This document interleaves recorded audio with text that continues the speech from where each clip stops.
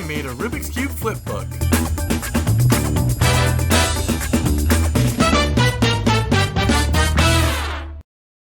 So I didn't actually use the Flipbook to completely solve the Rubik's Cube. I instead made up a 7-move random scramble, which was front, upper, right, left 2, back, inverse 2.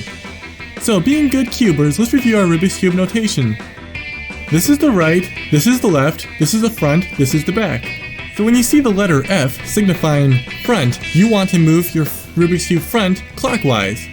You use the same principle when you see the letter R signifying right. You simply turn it clockwise.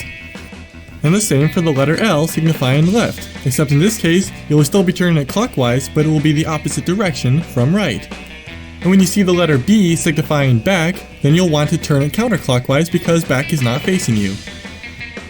And last but not least, when you see the letter U, that signifies upper. Therefore, you simply turn the Rubik's Cube clockwise with upper. So, in order to do this particular scramble, we will have to get out our Rubik's Cubes. If you don't own a Rubik's Cube, you can either buy one or win one. Position your Rubik's Cube just like this, with the orange in front, and the green on top, and the yellow to the side. Let's do the scramble together. First you do front, which is front clockwise, then upper, then right, then left twice, and then back inverse twice. The apostrophe above the B simply means that you go the opposite direction.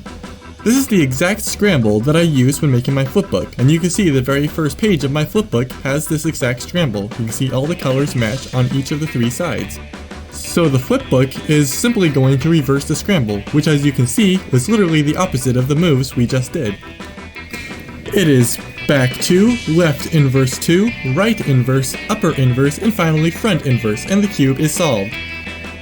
So when it comes time to flip my flipbook, then please follow along on your own Rubik's Cubes just to make sure that it's correct. Although I certainly did my best to ensure that each frame matched with the Rubik's Cube along the way.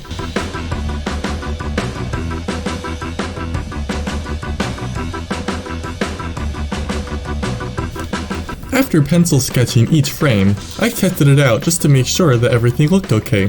But as you can see, it is very difficult for me to flip these note cards. So in addition to flipping the final project, I also included a stop motion version of the project as well.